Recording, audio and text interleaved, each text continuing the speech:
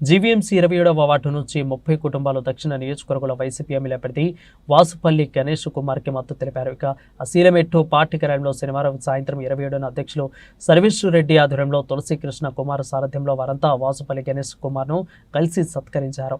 ఇక దక్షిణలోని నిరంతరం సేవ చేసిన వాసుపల్లి గణేష్ కుమారుడు అఖండ విజయంతో జగనన్నకు కానుకగా ఇస్తామని తెలిపారు.